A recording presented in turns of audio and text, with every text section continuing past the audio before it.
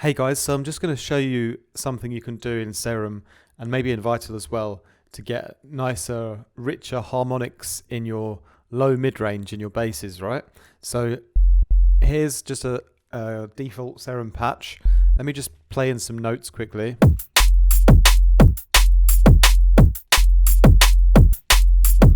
Okay, so let's say this was inspired by a lesson I had today, and I realized that I do something in my sound design sometimes that I haven't talked about before on a YouTube video. And that is talking about how to add in nicer harmonics above the sub bass, you know? So, let's say we've got this sub bass, which if we take a look on span, for example, we know where a sub bass is kind of sitting usually, hopefully. Yeah, it's in this range,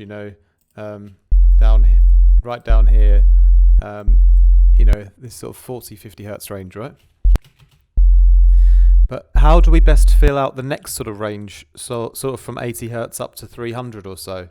Well, oftentimes in the past, I would always use another sine wave an octave up or something like that, And if I put that to a sine wave here and have the level down a bit, for example, and I would sort of start to fill out a bit more higher up, and that still hasn't gone all the way up to 300, for example. But if I unison that,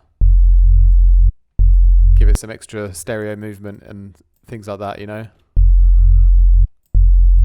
Okay, but then how do I just sort of get the next part higher? Well, do I have just another sine wave again? That's something I would have done in the past. Just like another one. Maybe slightly lower, and this one gives me that extra sine there, But what about if it's just still a bit too disconnected and I want it even fuller and I want more content, what's another good thing to do? So here's where I thought about something that I often do, and that is to use a square wave actually. And if we look at this square, let's take the unison off for a moment. And you see how a square really fills out a lot, right? Even take that down and have a look. It's a nice low square. It's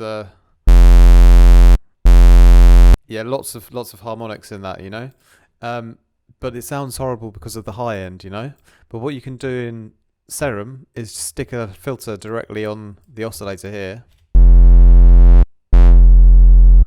Then we can have, we'll keep it this way. I like this one a bit more. Yeah, we can low pass it a nice amount, and then if we look on span again, you see how I've got this sort of nice load of content down here. Let's try and low pass it a bit more.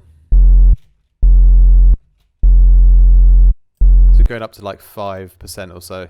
Let's take a look now.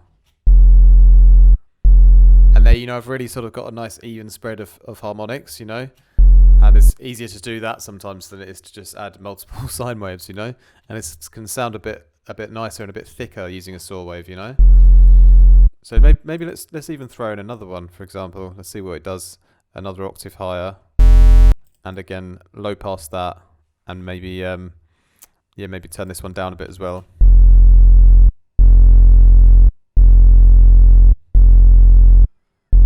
Yeah, nice and low passed again. And look how the shape's kind of changed. It's become a little bit more complex.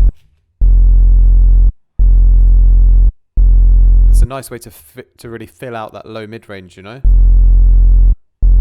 so let's give it a bit of unison as well. See what happens here.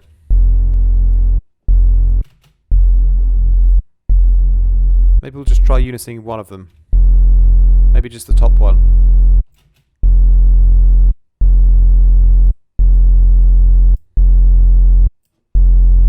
And there, we've got a lovely sounding bass now that's nice and full and thick. If I low pass it again on everything, just to make it really smooth in the high end. And play that.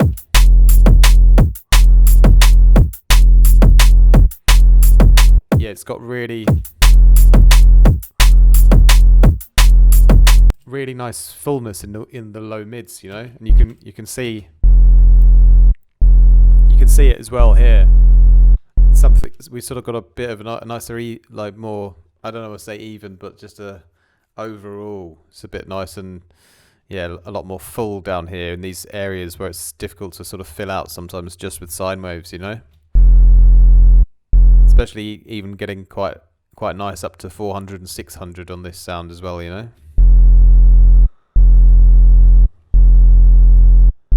So I think that's really cool. I just wanted to share it with you guys. I'm recording this a little bit late at night. I'm a little bit tired, but I wanted to record this video before I forget, because while it was fresh in my mind from the lesson I had earlier today.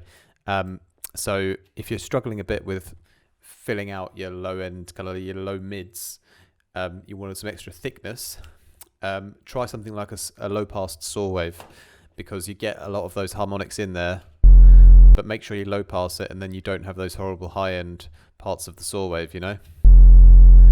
And this is a way you could do it on Serum, for example. So then you've got a nice full low end to begin with, you know. You can take it then in, you know, many other ways. You can do loads of stuff with that bass, obviously. You know, you can go ahead and I don't know, try out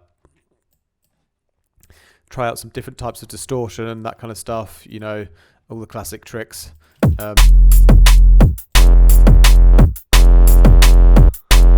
You know, building the character, that kind of stuff. I'm not talking so much about character exactly today, but obviously it is fun, isn't it?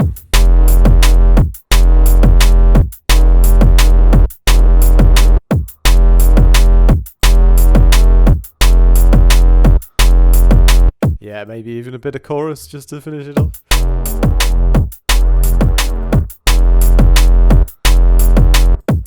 A little bit of detuning as well on them.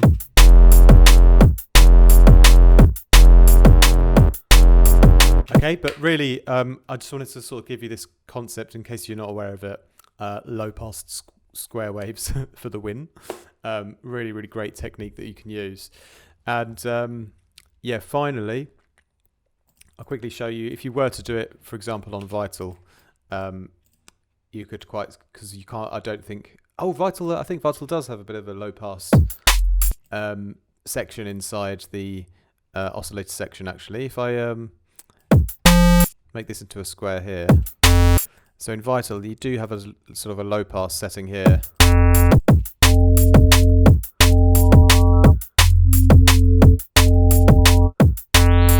Whether it does such a good job is up to you, really, but you could always just route one of your oscillators through a certain filter as well. You could just put the square wave through a classic filter here. Might sound a bit better.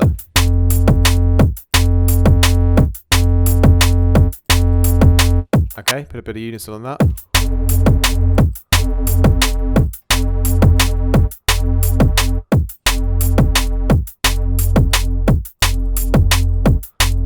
Yeah, and then again, you could do another one if you want. Chuck another square wave an octave higher, for example. Maybe just unison that one. Again, that one can go through our lovely low pass here. Okay, then you can go ahead and again add your distortions and choruses and stuff.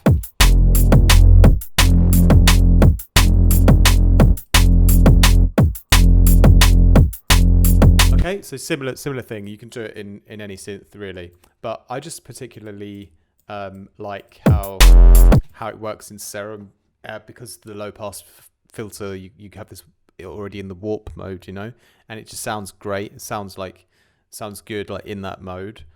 So I like using it there, like in that part of the chain. It sounds great, you know, and you've got loads of space to do, you know, for your other filters later, you know. So I just wanted to share that with you guys today. Hope you found it a little bit useful. But yeah, it's a cool basic tip for additive synthesis, but it's very, very useful to know a little bit more about the basic shapes and how to use them, you know, and just understanding that sort of square wave can be really, really versatile in filling out your low mid-range area, especially when you're trying to get those higher harmonics in above the fundamental sub bass, you know. and yeah, just low passing it to get the best of both worlds. So you got that rich low mid-range content from the Square, but you haven't necessarily got to keep all of that harsh high end on it either, you know? So there you go. Thank you for watching, my G's. Make sure you like and subscribe. Leave a comment down below.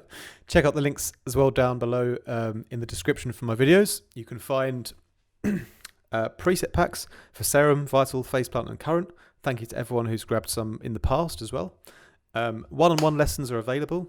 I'm teaching from Monday through to Saturday, one-on-one here on Zoom.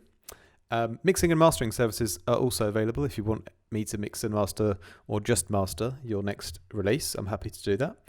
And finally, come along and join me on Patreon. I've got a great community over there. I drop a lot of free downloads and things on the Patreon page. You can actually already join as a free member and get some cool stuff already for nothing. So go ahead and do that.